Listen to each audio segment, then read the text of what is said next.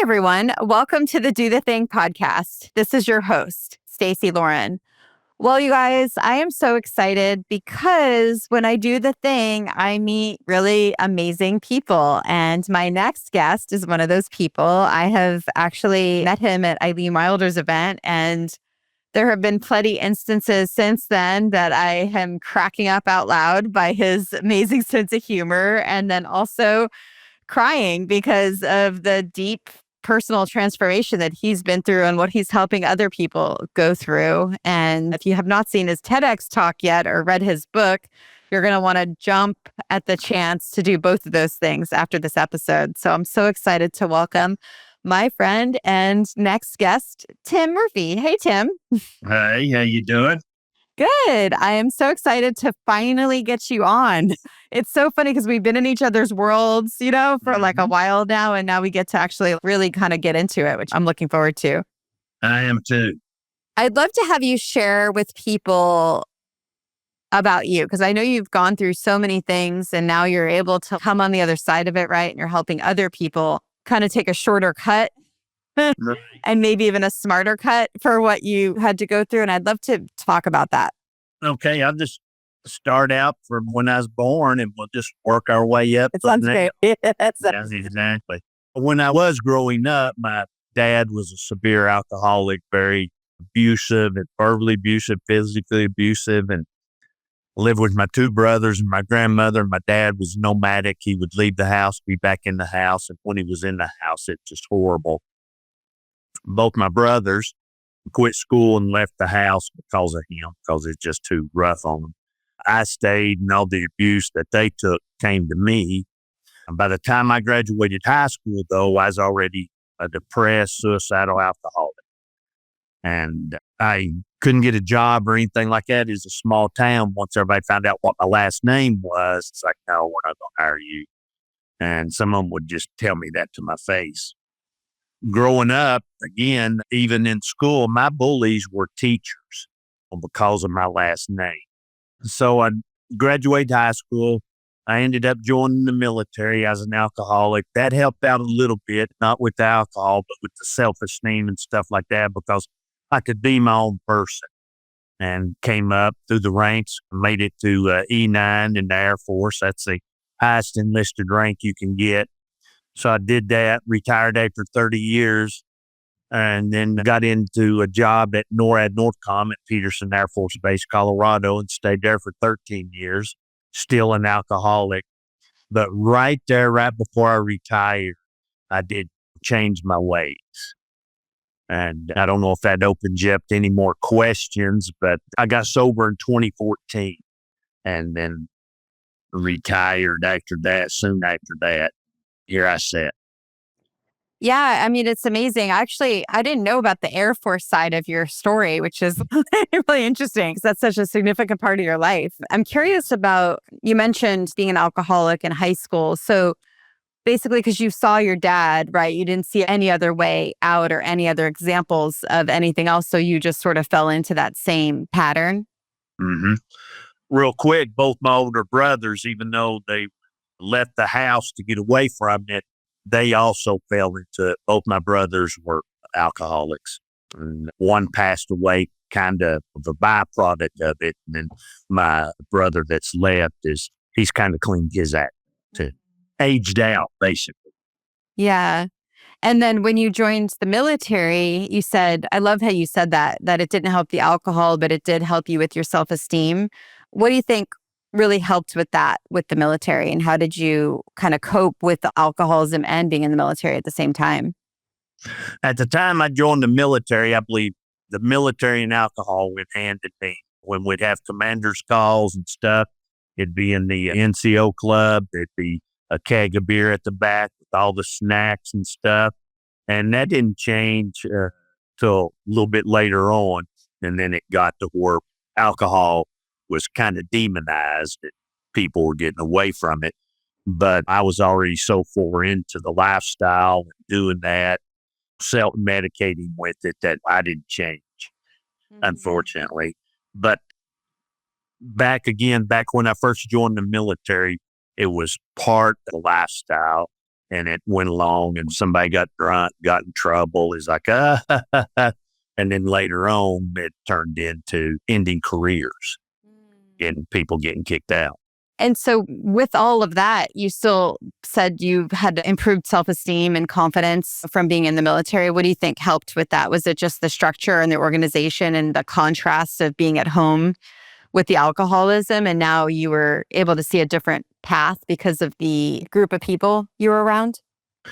Well, that and the fact that when I was an airman, I volunteered for everything there was going. And that helped out too because I was accepted. Again, my last name didn't make a difference because it wasn't a small town. Nobody knew me, so they took me for who I was. So I volunteered. I did competition teams with shooting, physical fitness, and things like that, tactics. And as I got up, I was able to train those teams as I made rank and stuff. Did TDYs, went all over the world, and I was able to excel. And that's how I made it to the top of the enlisted rank, being a chief master sergeant. And I, again, got away from home, was able to excel. But again, drinking was always there. We'd go TDY sometimes when it would end. It'd be a drinking party. If we had exercises overseas when I was overseas, and we'd play war games at the end of it. Everybody'd go to the club and it'd be a drink fest. So it just kept that part of my life going. Yeah. Yeah. Yeah, it's almost like I've been actually studying this a lot where we have the old identity, right? And then we're getting into the new identity. So the airmen and being with other people who were doing it too, now it gave you this new sense of belief in yourself because you were accepted and you got to shed kind of the old life. I'm just curious how that feels when we talk about that. Well, talking about it and looking back on it, I'm proud of my military careers, but there was still a lot of, with the drinking and stuff, problems I caused. I had 2 marriages that ended. I can draw a direct line to alcoholism for those. So not so great on that side, on the personal side, but on the professional side, it was good. Yeah. And then you mentioned you stopped drinking right before you retired. I'd love to hear more about that. Right before I retired from the civilian side of my military, well, what military career, but I was an Air Force civilian there at Northcom. Bar hopping, like I always did. I went to work drunk almost every day. And one night I was out bar hopping and come home. On the way home is about 1 a.m. I blacked out. Again, something I've done many times before, but this time I had a borrowed car. It wasn't even mine. And I ran it into the divided highway sign that says, hey, there's a divided highway here. Centered that pole like I'd done it on purpose. The sign fell down on my head. It crushed the hood of the car down.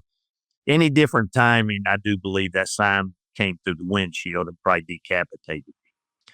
But it came down on me, crushed the hood of the car, broke the windshield and everything. And I'm in there driving like this now, looking through a cracked windshield. I was about a mile away from home, so I was able to make it home. And then I woke up the next morning over, and it's like, did I really do that? Went out and looked, and the car was totaled. So I had to pay the guy for the car. And at the same time, my son had got in trouble, and he was being sentenced at that time, and he got 30 years in prison. So I had to sit down and think that if I don't change my ways, I'm either going to be dead or in prison with him. I didn't want either one of those two. So I knew I had to get a change. Yeah. Yeah. So it was almost like the combination of what had just happened with your son and then this accident that got you to be like, okay, this is where I'm, like, you saw a vision of where you could go. And now you're like, okay, I've got to make a decision. Right. That again, that divided highway sign was really a sign for me, which way you going to go? And I chose the sobriety path.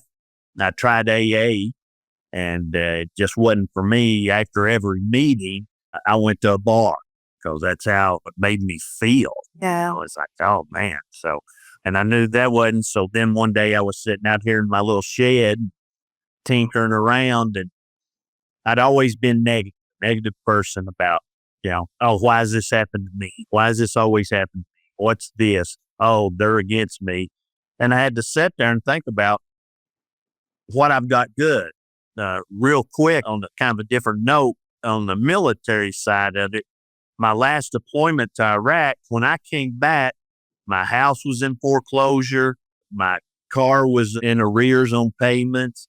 My son was just a shell of a kid. My ex, the wife at the time, had spent all my money, all our money, put it that way, had been abusive to my child.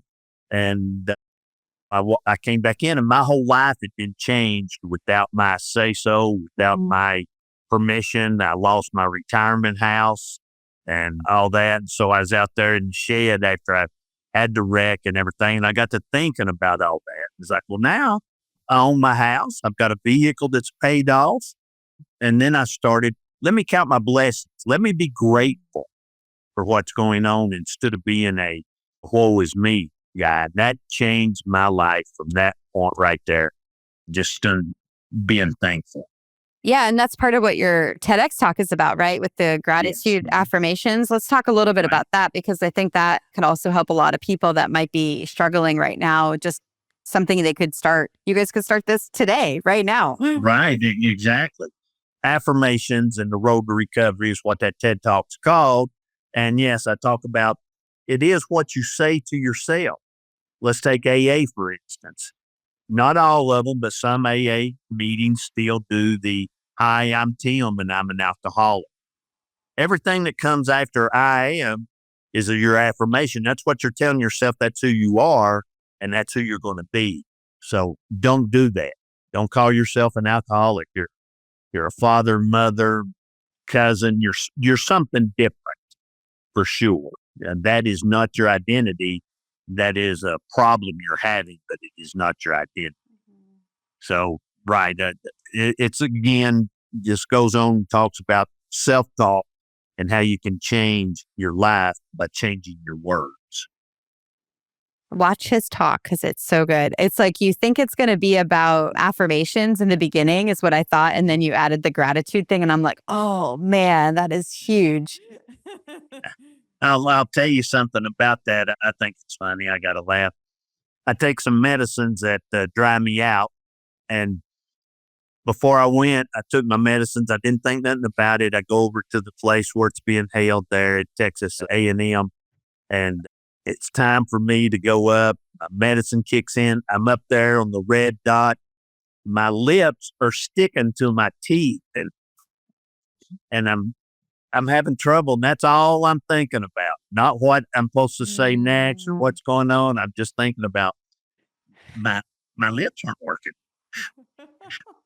And yeah, that's hard. It's so hard. It's so hard because you put one piece of your life that's so important and then you have like right. 10 minutes to put it out there. I'm curious because this is something new that I've been really exploring actually, because I'm helping, it's a whole long story, which I'll give a simplified version. I'm basically helping someone create a movie right now. And it's on people that have served, whether in the military or first responders, and they're going through equine therapy to help them heal. And one of the things that came from it is the old identity. When you're in the military, you get stripped from your identity, basically, right? And so then when you get out, it's like, now what am I supposed to do? And you have to almost reclaim a new identity, right? Otherwise, you could fall into that whole downward spiral that so many people do. And I'm just kind of curious because when you got out, you got the call to change right before. And I'm just curious, did you already adopt a new identity before you left because you had been there so long? Or what was that like? Or was this gratitude affirmation the thing that pulled you out? And that was almost your new identity. I am someone that actually gives gratitude every day. Right. I was in a shop it was toxic. It is a toxic environment. And a lot of government work is. But again, I was still drinking heavy and stuff like that. And not till I had the accident did I set out there. And the gratitude is what changed. Talking about the military, the longer you stay in, it's kind of like being in prison. You get institutionalized and you get these habits. You become inflexible.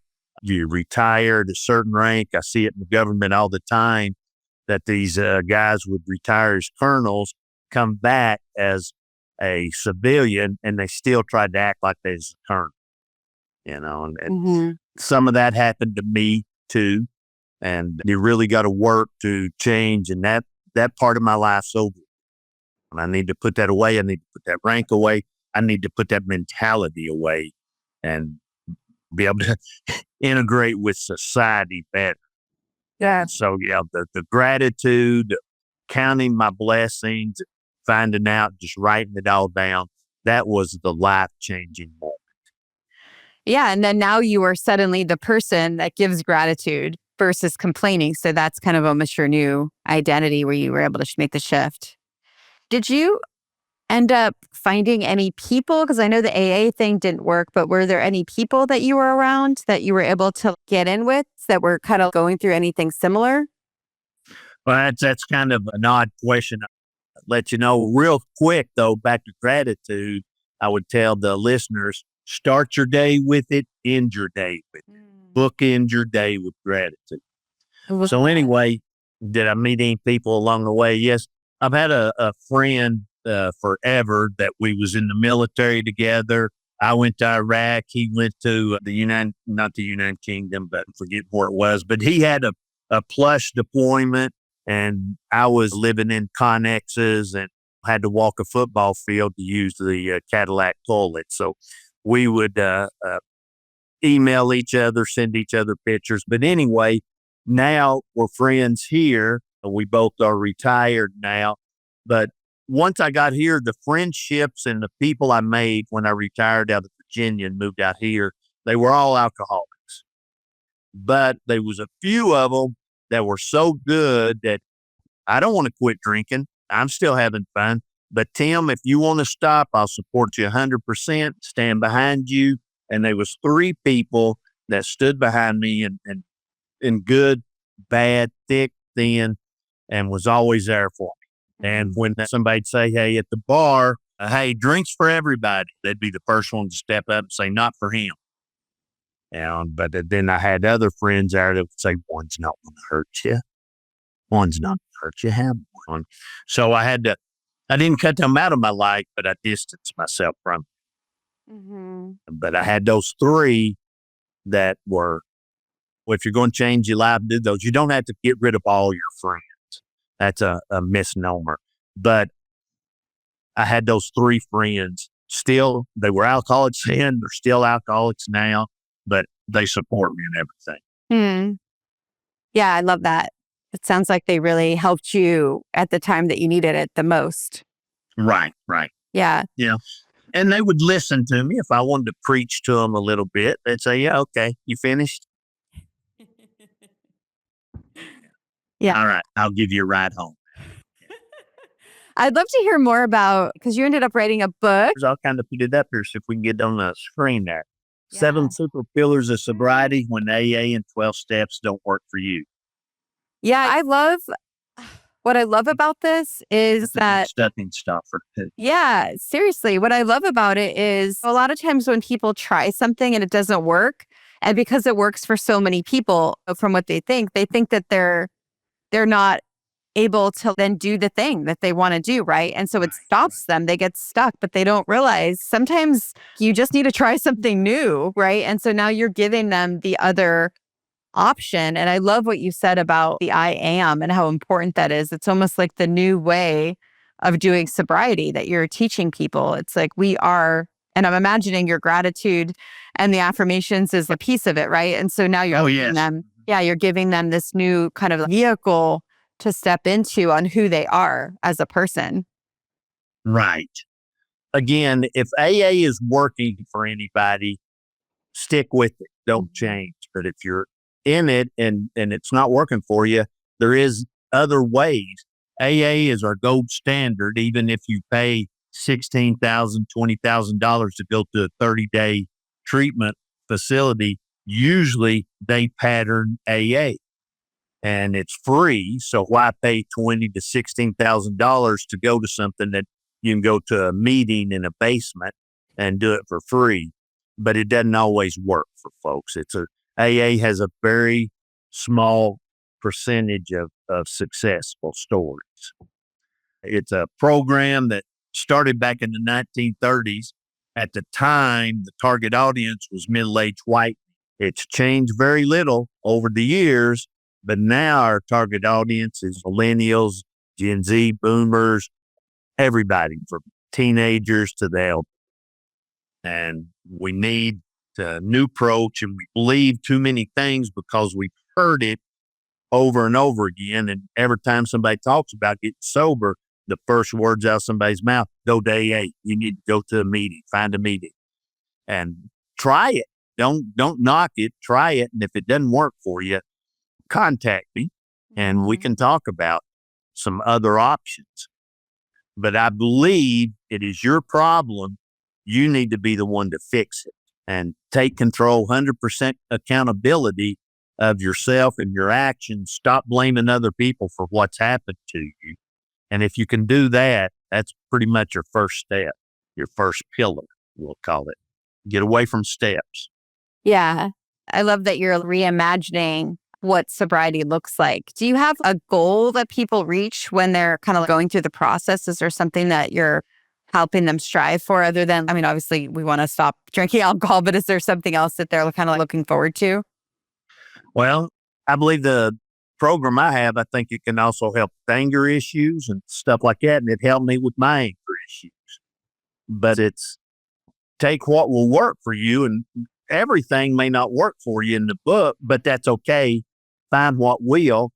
Try to abstain and get sober and get back with your family, mend fences with friends, people that you had fallen out with, reconnect again. And that's one of the things that every morning I'd wake up, I'd look at my phone. Oh, who did I text? What did I say? And you spent the next few days apologizing to people. So you don't have to live that lifestyle anymore.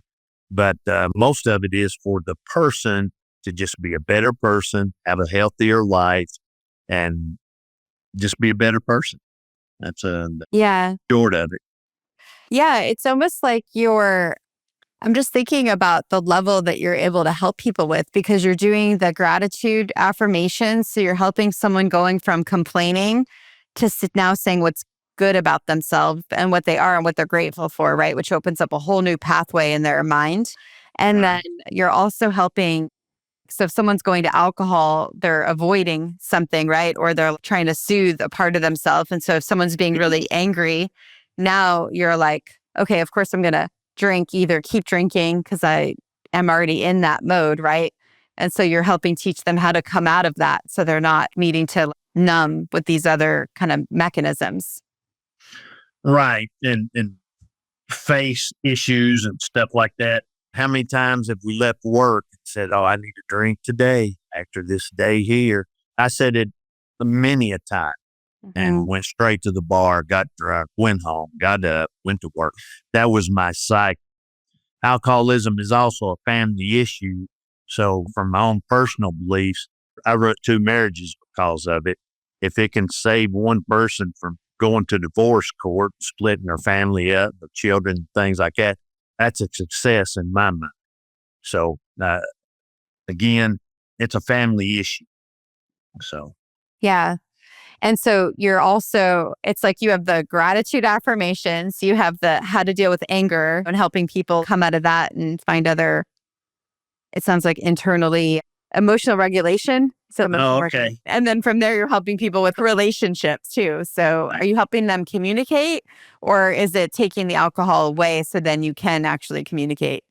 Taking alcohol away because when somebody is in that state of intoxication, you can't communicate with them whatsoever. So it can't happen during that time. It's got to be when both people are calmed down and calm and can talk rationally about it. Another one of my pillars is forgiveness. That was a big one for me also because I blamed everybody for everything. And I'm not talking about going and knocking on somebody's door and forgiving them. I did all mine right out there in the shed again. Forgive my teachers, aunts and uncles, whoever I thought had wronged me, and that is good. I forgave my dad. And that again was just like a weight lifted off. We're always hearing forgive and forget. Well, that's not possible. The forgiveness part is, but the forgetting part is not. We're humans. We keep that. Those scars are there.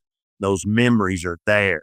But the more you forgive that incident, the smaller it will get, the more manageable, and the less it will hurt you. But will it ever go away? No. And they may be, you'll get it down to unmanageable, and then something will happen that it'll spring up, and you may have to do another forgiveness.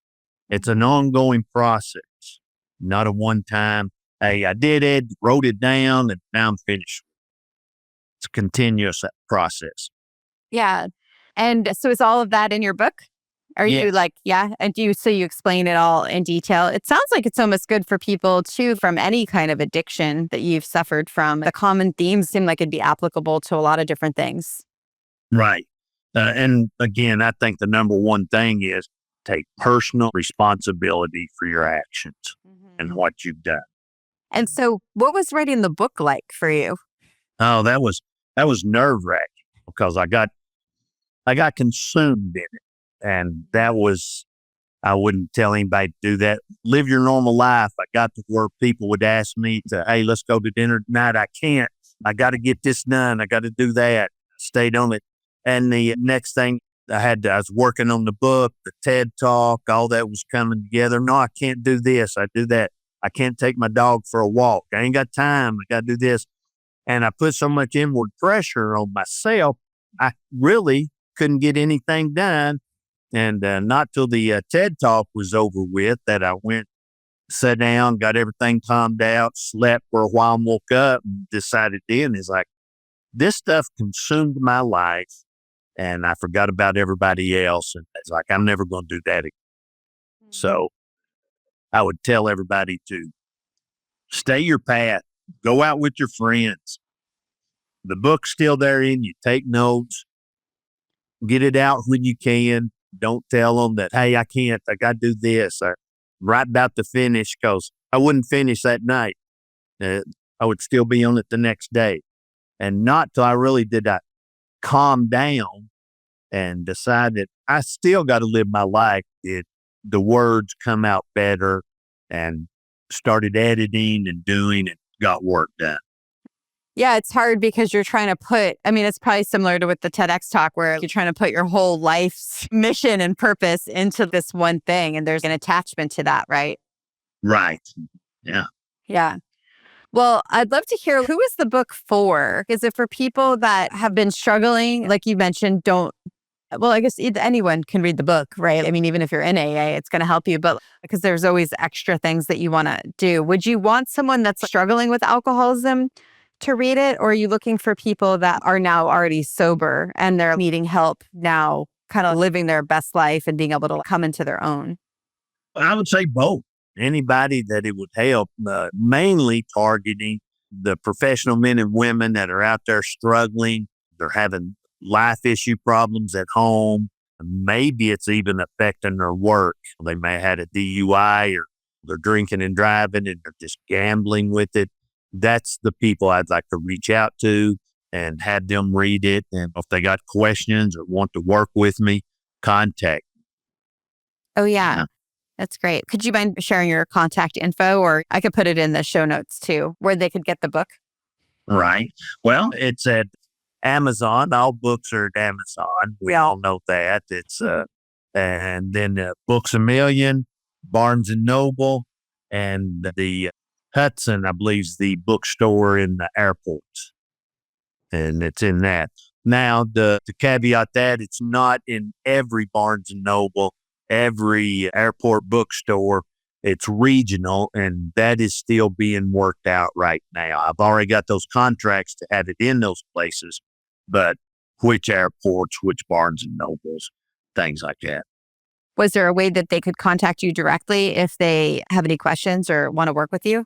Right. I do have a big Gmail, long Gmail, 7 Secret Pillars of Sobriety .gmail.com or @gmail.com. I got that big one. But again, I think it'd be easier right now just to use my Hotmail email, which is Murphy-Tim Hotmail. That's a lot simpler. Okay, sounds good. What is your number one piece of advice for people on doing the thing? Again, I believe the number one advice would be take responsibility. Stop blaming other people for your problems. Sit down and look at it truthfully. And I think you'll find that some of these things, you're bringing them on yourself. You can't blame other people for your life and what goes on and goes bad or goes good even in it. Yeah, so true. And is there anything else I didn't ask you that you wish I did? After we get off this, I'm going to come up with 100 things. And then I'm going to send you a nasty grade. Why didn't you ask me this? Why didn't you ask me that? Be prepared. It's Stacey's fault. And then you'll have to do a gratitude affirmation. Exactly. Now, I give myself on that one. See how it works, folks? Yeah. So, not really. I think you did a good job. I'm satisfied with what we talked about here. Thank you. Modeled something really important that I don't think a lot of people realize is because, I mean, so many people might look at you, right? Like you've done a TEDx talk, you've written a book, you've overcome alcoholism, so many things, right? And you might handsome man. you might seem like, oh, Tim can do it, but I'm not able. I can't do that, right? I hear that a lot where it's like, oh, I can't do what Tim did because he's already doing all these things. But what they don't realize is, and I'm sure you curious what you say, is like we all still have the same stuff. Everything still comes up. And then it's just that we have the system to be able to work through it faster than we used to. Mm-hmm. And the same stuff still comes up. That's one of the things we talk about in the military is I can't deploy now. This is happening. This is happening. When people try to get out deployments, and it's like, that stuff's going to happen whether you're downrange or you're at home. The roof's going to leak. The water heater's going to break. There's never going to be a good time to start and do these things. There's always going to be something going on. But start. Get a notebook, write things down. That would be one thing. I'll show you what I use. I don't have a fancy journal. I just got a notebook. That's what I use to write my stuff down in, do my journaling. I got some dreams in there that are crazy. I think after I read them, it's like, you must have been drunk in that dream. No. And so, no, just start. Do it. Yeah. What's one of the crazy dreams? You just opened the door. Oh, okay. I'll tell you what my latest one was. Me and my partner that I run around with, do all my running with, me and him belong to the Blue Knights International Motorcycle Club. That's a club for police officers. So the latest dream was me and him was in Arkansas at a 1%ers club, and that's people like the Hells Angels, the Disciples. There's all kinds of them out there. Yeah. And we was riding with them. There was no issues. They knew who we were. We knew who they were. And we was riding on the gravel road out in the woods, which we never do. And that drove into a river. And now we're all riding our motorcycles in a river. And then it comes to a cross river, but there was no turbulence. And that's where we were trying to get to this one spot where the water was warm. We got to that spot, turned in the river. It was warm. Then that took us to land. I'm pushing my motorcycle up a big incline, dry land. And I look over at my friend and say, "Where's your motorcycle?" He goes, "I left it in the river. I'm going to buy a new." And that was pretty much the end. How fun. Yeah. Well, we put it out here. Yeah. If anybody wants to interpret that, I would love your interpretation of all that. Oh my gosh. Well, it was so fun having you on and doing the thing with me. I appreciate you. I appreciate you just contributing in the communities that we're in together. And I love getting to know you even more, Tim. Yeah, thank you. And I appreciate you also and everything you do for everybody. Yeah. Thank you. All right, you guys. Thanks for listening in. Do the thing. Don't wait for opportunity. Create it. Have you joined my Facebook group yet? Go to dothethingcollaboration.com. All right, you guys. Have a great day. Bye.